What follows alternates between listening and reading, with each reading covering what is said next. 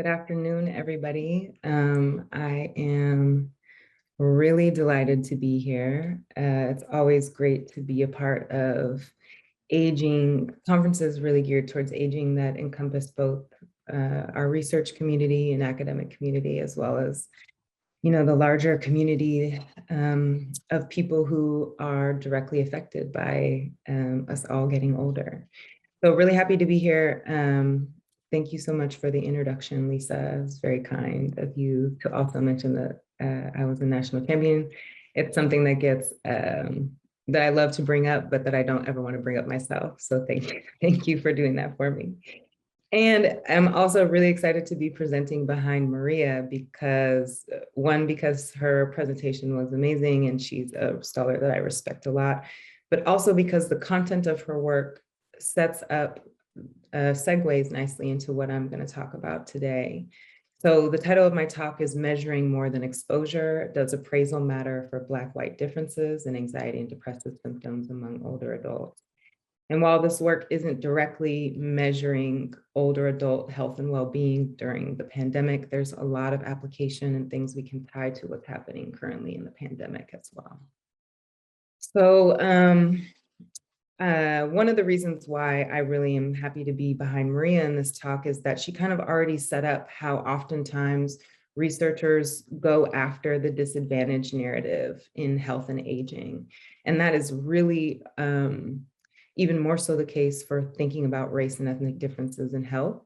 We always frame minority populations in this story of disadvantage. And while I do think that it is incredibly important to highlight the undue stress burdens and undue experiences, especially related to something like COVID, that's an extremely important experience to highlight for Black and Brown populations in particular. It's not the only or the definitive experience of what it means to be Black and Brown and aging in this country. So I think it's just historically, it's inaccurate to reduce our experiences to experiences of trauma, pain, excess exposure, greater disease, greater mortality. That is part of the story, but it's not the entire story. And oftentimes academic research and scholarship more generally ignores some of the ways that our minority populations are actively coping with the excessive amount of stress exposure that they're under. So that is really the high point of this talk today, is that my work in general is trying to interrogate spaces where Black and Brown people are actively adapting and coping. I'm worried about calling it resilience, just because resilience has taken such an interesting, it's its own set of research questions that may not directly apply to this, but this is for sure an example of how Black and Brown people are coping in their active environment in order to survive well into older adulthood. So I am incredibly fascinated by paradoxes in health, and paradoxes have generally been referred to as spaces in the health disparities literature where people of color don't look as they should look, which is worse than whites. So whites in health disparities literature are the gold standard of health. It's who we always contextualize the best health outcomes next to in the United States, and who we're always comparing our minority populations to. And I like to push back on that idea, one, that white people should not be the gold standard of health, but also that they're not the gold standard across every outcome. And one example, or one of the most famous paradoxes in the health disparities literature, is the Black-white mental health paradox. So you can see in this graph here on the right, I'm showing an example of, this has now been shown in 5 nationally representative surveys, that when you look at depression and diagnoses of depression, as well as generalized anxiety disorder, you have Black people here in the dark bar and white people in the gray bar. You can see that non-Hispanic whites tend to report higher rates of depression and anxiety relative to Black people. And that has been termed the Black-white mental health paradox. It's a paradox because if you look across almost every other physical health outcome, Black people fare worse in terms of their aging profile and concepts around accelerated aging and general ideas about worse stress exposure over the life course. So there are a couple of really interesting hypotheses about why the paradox exists. But importantly, the paradox exists despite the fact that racial and ethnic minorities look worse on all major health outcomes because they are exposed to greater stress. They also are facing race-based stress that are often not stressors that white people face. So things like overt discrimination, especially when you're talking about older adults and Black older adults that are currently living, they've lived through the civil rights movement, they lived through Jim Crow segregation. And now the Black Lives Matter movement, as well as the killing of George Floyd at the intersection of when COVID hit and George Floyd's murder was a popular social justice movement during this past summer. Then you add the fact that Black people are also tend to have lower levels of socioeconomic status, so lower levels of income, education, and wealth. And then also have the dual disadvantage of being both a racial and ethnic minority and having lower socioeconomic status. And then, of course, worse physical health. So worse physical health and worse mental health are often related.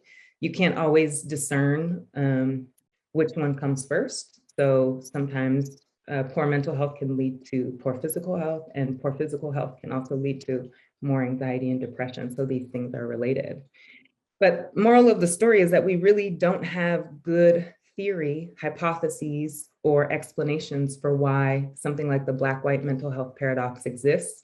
Paradoxes are historically, they're unexpected and they're understudied. So we don't understand them and we still don't understand what is behind the Black-white mental health paradox. But one of the hypotheses is around measurement. I think one of the important contexts that should always be stated when thinking about mental health is that it's a cultural concept, and that mental health has been defined largely for and within white culture in the United States.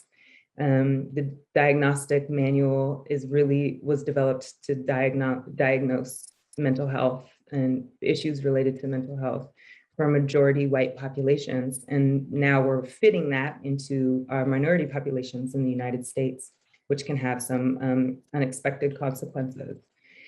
But regardless, there's this really interesting feature of the paradox where Black Americans have been shown to have lower rates of actual diagnosed psychiatric disorders rated to, and there's a whole list of psychiatric disorders that Black Americans have been shown to have lower rates of for a lifetime in the past year, but that includes anxiety and depression.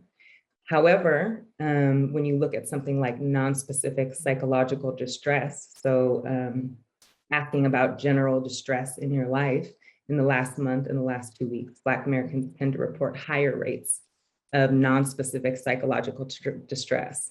So that suggests that there is probably real issues in terms of measurement around mental health issues in this country that change how Black people are diagnosed or whether or not they're considered to actually have mental health problems. But I think one of the issues that we don't think about when we're thinking about paradoxes is we always want to see if measurement in terms of the psychological outcomes are the issue. But we never really think about the other side of the coin, which is how we are measuring stress at the population level, especially for how we measure stress for racial and ethnic minorities. So in these, I use large nationally represented data that speak to the aging experience for all older adults in the United States. I'll talk more about my data sets as we move through this presentation. But one of the important things is that in these large data sets, we ask older adults to rate their acute exposures to things like, did you lose your job in the past 6 months? Did you get a divorce? Was there a death in the family, right? These are important exposures that we need to measure, but they have also some really extreme limitations. And one is that it assumes that these stressors are these uniform experiences, and that if we add them up, we'll understand somebody's stress experience. And two, it's really assuming that these stress exposures have a really constrained time frame. So they happen, then what? What happens next? We don't measure what happens next. We just assume that here's the event and that's going to be connected to health in some way. And actually there's a psychologist, he was at UCLA, I'm not sure where he's at now, He wrote a paper in 2018. That's this citation here to your right. And the paper is titled Stressnology. And he goes on to describe how we've taken some of the most superficial pieces of the stress experience and tried to equate that to health, knowing that there's so much that goes up underneath that stress experience that we don't measure. So he's equating stress, our stress research, calling it stressnology, to phrenology, which was an old school study of psychology, where they would just look at the shape of the head and the brain in order to make some kind of inference about your personality or your behavior.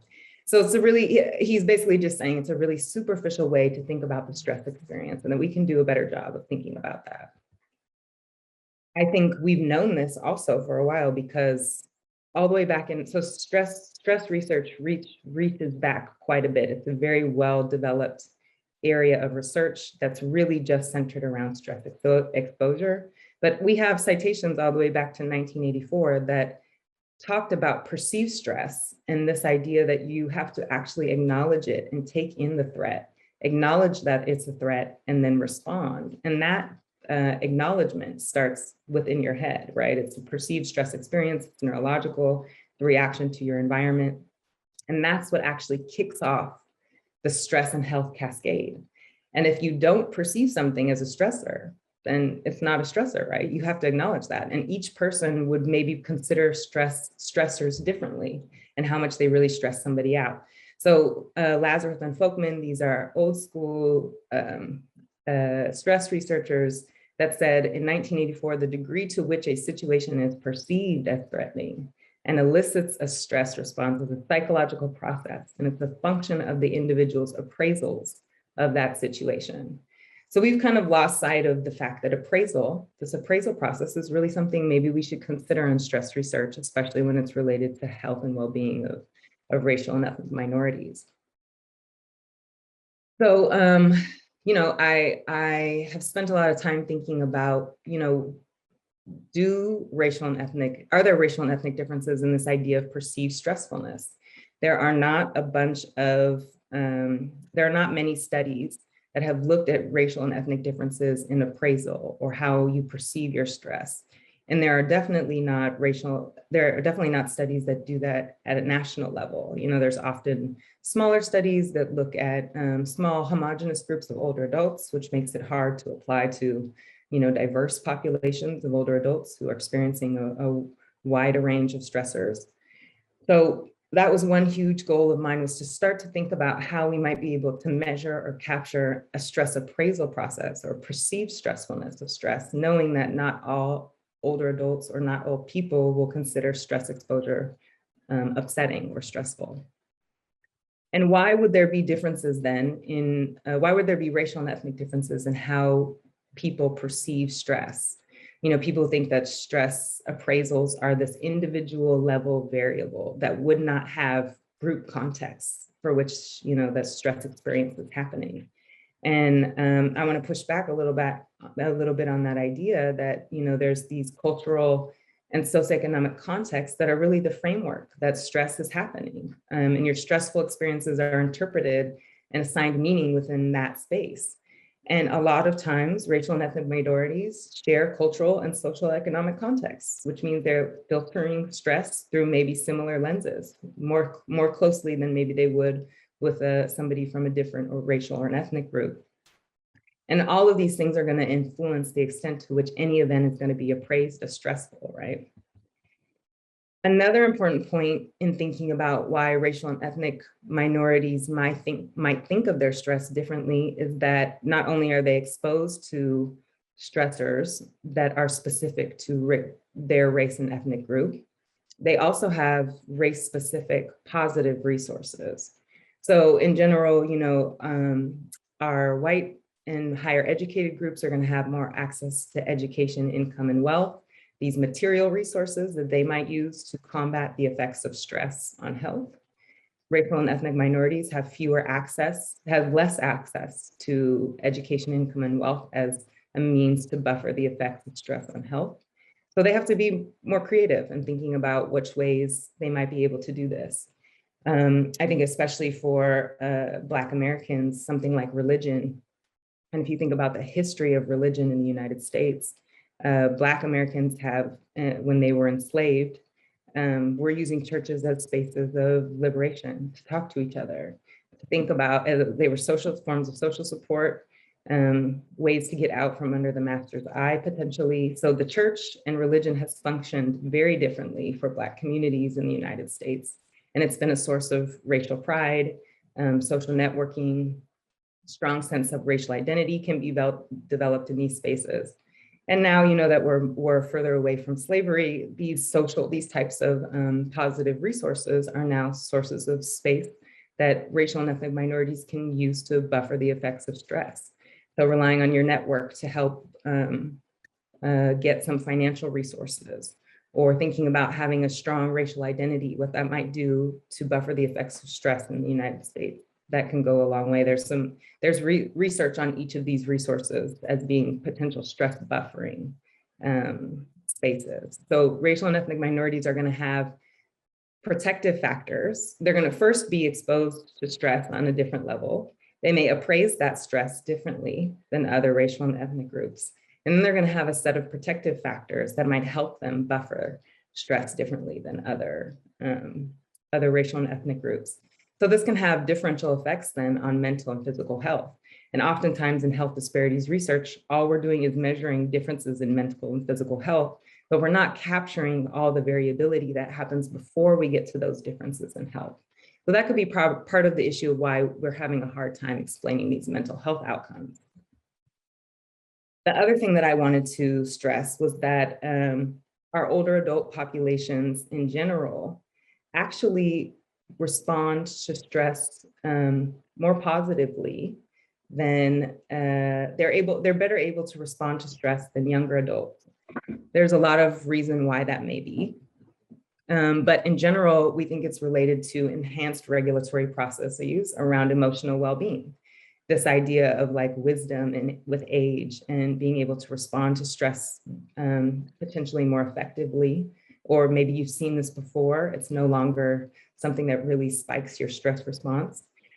There's also something called the positivity effect that has been shown in older adults, where they actively switch their mental energy away from negative stimuli towards more positive stimuli.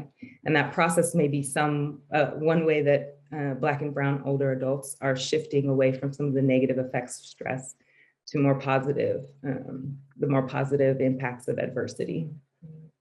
One thing that I will mention is that there is a difference, however, between acute versus chronic stress.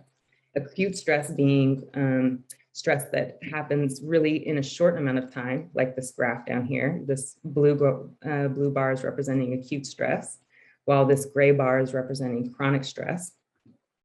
And the difference here really being the time at which you have to deal with this. Chronic stress is ongoing. You have no idea when it's going to end. It's the context from which all of our lives are sitting up under. And it's something that's kind of just hovering here. While acute stress happens, it has a high point, but then it comes down and you start to regulate and it's no longer a stressor anymore. And those chronic stressors may actually be harder for older adults to adapt to. Simply because they're going to have fewer resources oftentimes to be able to buffer the effects of chronic ongoing stress. So for example, if an older adult is facing housing insecurity, it's not as easy to just pop out and go get a job to try to fight the effects of that stressor in particular.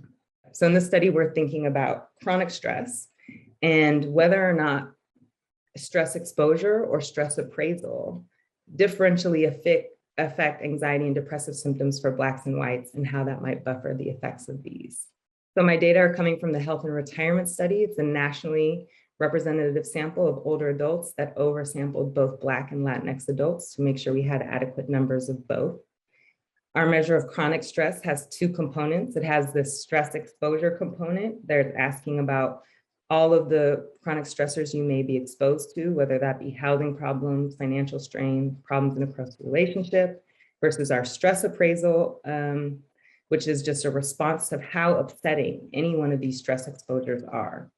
So I counted up all their stress exposures, but also averaged how upsetting these stress exposures were to create two different dimensions of the stress experience for white and Black older adults. And we looked at that relative to both anxiety and depressive symptoms and the way they're commonly measured in nationally representative surveys. Here's a quick sample characteristics.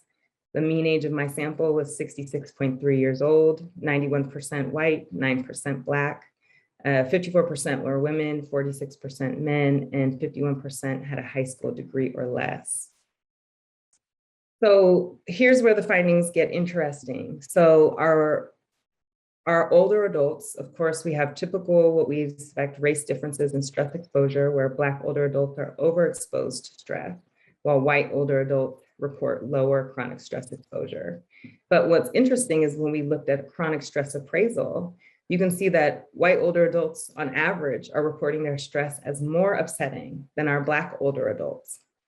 And I wanted to see if that really lines up with differences in anxiety and depression.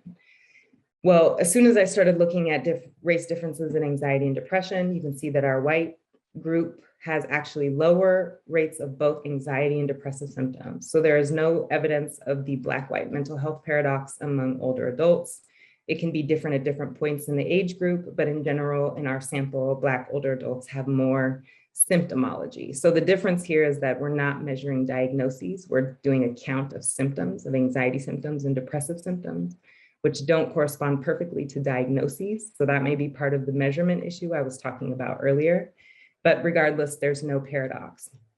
But it's still interesting to see how both exposure and appraisal are related to depressive symptoms. So this is just showing exposure. As exposure goes up across anxiety and depressive symptoms, you have an increase in anxiety and depressive symptoms with increase in stress exposure. So stress exposure is graphed here across the bottom. Black people are in blue, white people are in this teal green color. And as we move up, you can see that Black people have more anxiety symptoms with more stress exposure.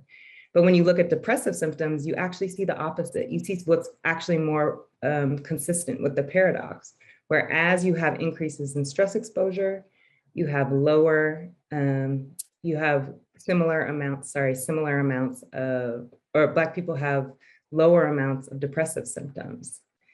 So when you do the same thing and adjust for appraisal, it totally takes out all of the race differences in depressive symptoms, suggesting that appraisal is genuinely a coping mechanism. But Black older adults in general have a really unique stress experience, and appraisal may be a really productive coping mechanism that's reducing anxiety and depressive symptoms. This work needs to be tested in many more samples. But the idea being that these older adults, these Black older adults, are really just more exposed to the stress and may be more effective at coping in older adulthood. So I want to thank my funders and thank you guys in the audience for your time, and we will open it up for questions.